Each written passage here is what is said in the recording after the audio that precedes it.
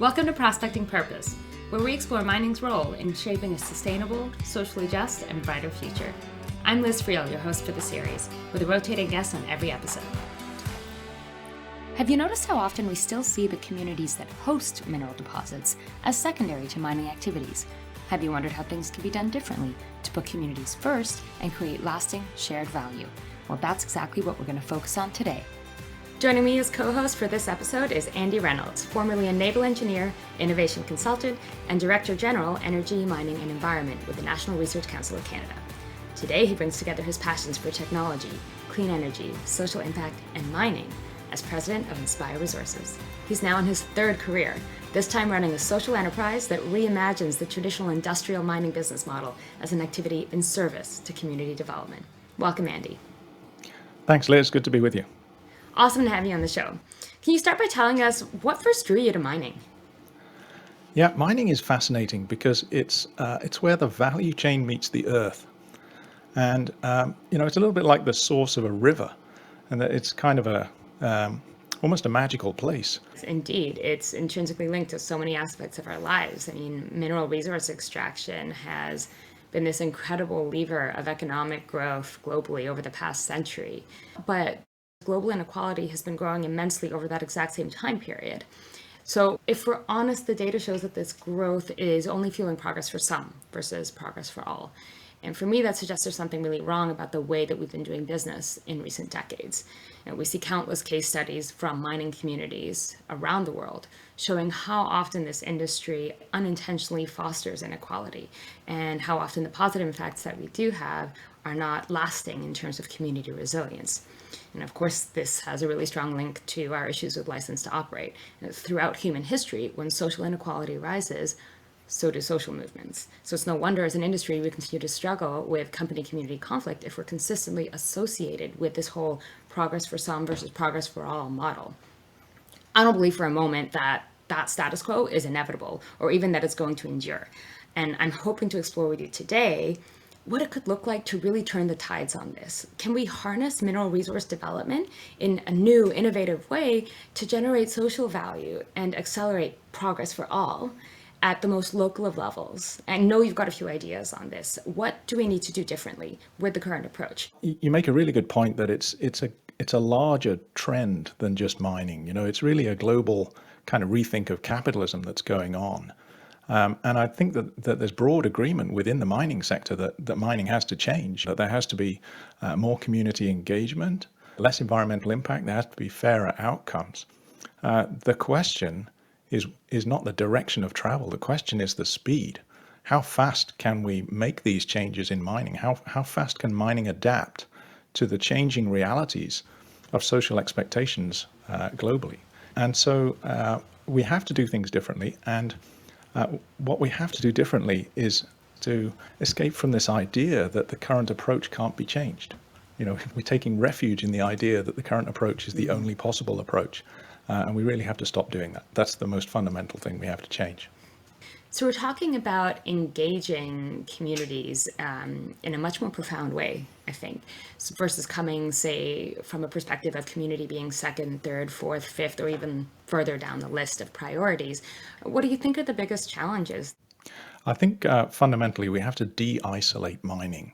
Mining is in a very isolated place. You have this great divide, and you have people on one side saying there should never be any mining anywhere, it's inherently bad. And you have people on the other side saying, don't these kids know where their cell phones come from? And we really have to escape that. If you're a consumer in a linear economy, you have to care about mining. You have no choice, because linear product value chains begin and end in the commons. We have to bring people together so that they can experience the messiness of it all. Yeah. Not just the picture that we package up for them in our corporate communications. It sounds like a great opportunity that you've identified there, albeit not the first time I've heard, but it really resonates for me. What are some other opportunities that you think we have? Well, I think we have to recognize that a global shift is underway. The era of shareholder primacy is coming to an end. And when we think about making change happen from within the private sector, there are huge opportunities in changing the investors. Paul Polman did this with Unilever very famously. Brilliant case study. Yeah, so there is this opportunity to really change that, and we're starting to see that ESG principles in investing are tending to kind of sweep up the laggards in the industry. They're not creating leaders, but they're certainly sweeping up the laggards and pushing them on. And I think there is this opportunity to create leaders by bringing impact investment into it. And I really like the distinction that you've made, Liz, about ESG being changing investment and impact investment being investing in change. And we can do that. And I think our insight is really that digitalization is going to enable us to do that, because it's going to create the transparency that allows natural resource projects to create impact. And so I believe that there are going to be impact investors who will welcome what I would call a detoxified mining thesis. So I'm really excited to actually ask about that thesis and that opportunity. I'd love for you to share a bit with our audience about how these kinds of ideas connect to your company, Inspire Resources. You say you're, quote, leading a social enterprise to reimagine mining as a service to community development. So what does that mean, and what led you to that vision? Yeah, so a few years ago, I got into some quite serious conversations with my co-founders. And we had this whole jigsaw puzzle of ideas about digitalization, about commercial architecture, systems engineering, financial innovation, social purpose. And over the course of a couple of years, we debated this. And when we finally put the puzzle together, what it revealed was a picture that we would now say is Inspire Resources. And the reimagined business model is that communities have much more say in what happens in their local area, and much greater ability, first claim, if you like, on the mineral wealth that is extracted from beneath their feet, because they sure as heck have first claim on the adverse impacts.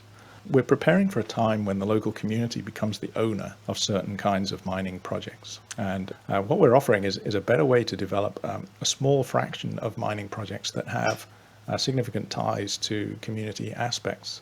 And many of those projects would never be developed under the existing model anyway. But we do think that communities will have better access to capital to develop certain kinds of projects than mining companies do.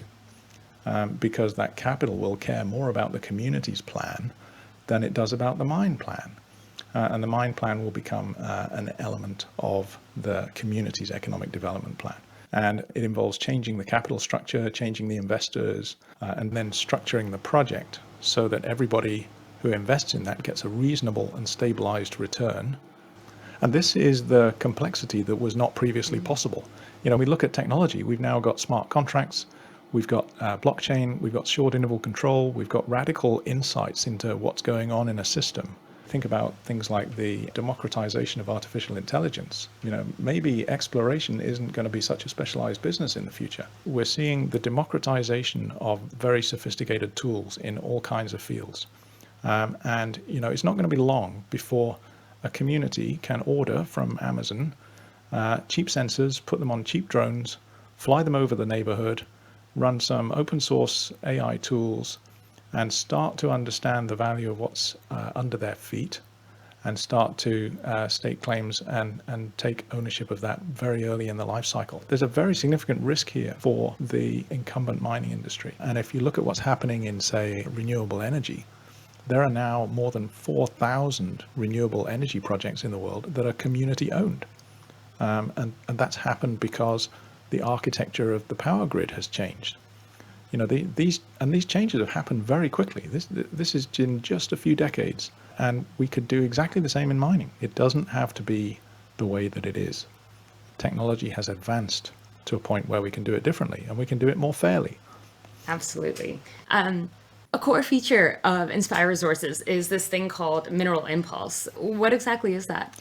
Yeah, we describe it as a platform business model. So strictly speaking, a platform business model is a multi-sided market.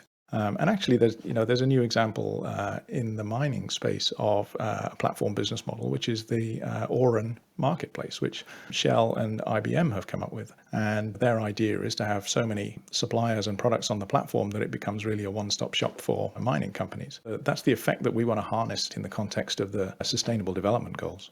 So we in Inspire Resources want to be the first mining as a service contractor, mining as a service to community development. And in that role, we wouldn't own equipment.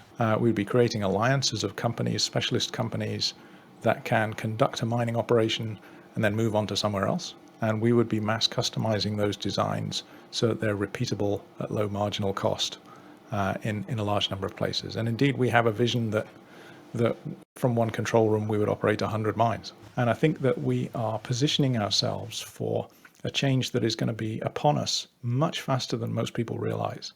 The democratization of tools, particularly artificial intelligence, is going to enable communities to have way more agency way sooner than they ever have before. That's great. And it's certainly a really revolutionary approach in the industry. Like, what are some of the challenges that you're facing with this vision? Well, the challenge here is that it is quite a radical vision. And we are a bootstrapped startup and we need revenue in order to develop this. So we are consulting. We're consulting to mining companies that share our vision. So we're already working on things that no one else has ever done in mining. It's quite a surprise to us to get to that frontier so quickly. The first client was quite open that they hadn't found anybody in the world with ideas like ours, and was very keen to work with us. So we're hoping to preserve that uniqueness, to preserve that edge. That's fantastic. So, what's your end game? In a dream world, what does success look like for Inspire Resources down the line? Well, we want to be orchestrating mining-centered projects as the prime contractor. But those projects would be a combination of mining, electricity, water, and other elements of economic development. Clearly, there's a long path to follow to get there, but we are hoping to secure some kind of pilot project within the next few years and a venture investment in the next 12 to 18 months that would significantly accelerate that so that we can really move faster. Because, the day of reckoning for the Sustainable Development Goals is less than 10 years away now. And we have to inject a sense of urgency into this to get somewhere. So it's all about speed. Well, it's a really admirable approach you're taking to try to accelerate our progress on the SDGs, I have to say. So, Andy, when you think about the future of mining's contribution to community development, what are you most afraid of and most excited about? I'm really excited about a sustainable future for the planet. And that means circular economy, it means decarbonization, it means significant inroads into inequality.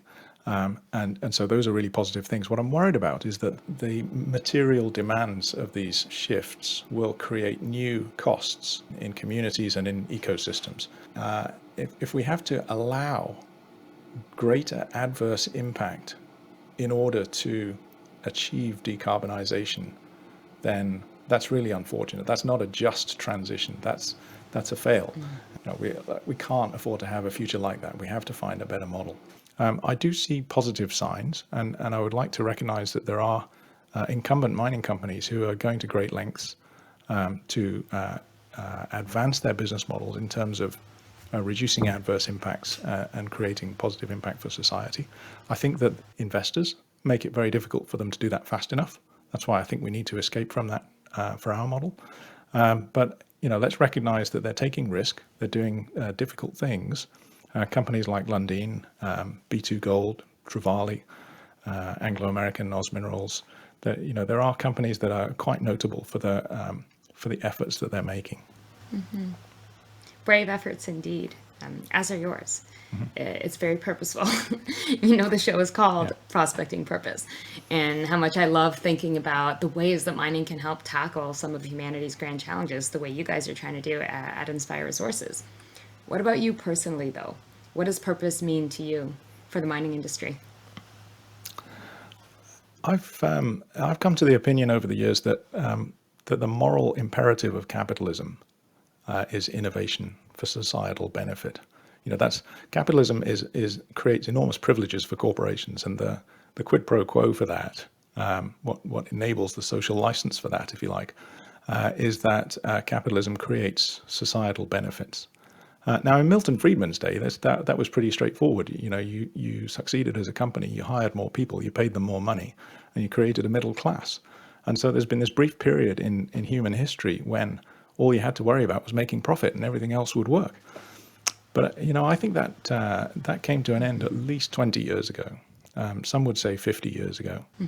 Well, it speaks to that progress thing that we started the episode with. Yeah, exactly. So now, if we apply different thinking to this and simply look for the places where we have choice, and then exercise that choice freely according to our principles and our purpose and our values, we can have enormous impact. But that will not happen if society shuts us down because we simply become rentier capitalists. If we simply sit around on assets, consuming the rent and feeding it to distant shareholders, then we will be shut down. And so purpose to me means finding a new capitalism solution that can solve these exponential wicked problems that mankind is facing. Sounds like a real call to action to adapt or die. It's exactly that. But don't just think about what direction adaptation has to lie in. Think about how fast it's a vector. It has direction and magnitude, and incrementally moving in the right direction in an exponential world is not going to solve the problem. It's not. That's right. So 1, you can choose. 2, you better do it quick. Well, that is all for today's episode. This is Liz Friel on Prospecting Purpose. Thank you so much for joining us, and thank you, Andy, for being my co-host today. Thank you very much, Liz. If you want to learn more, check out the show notes.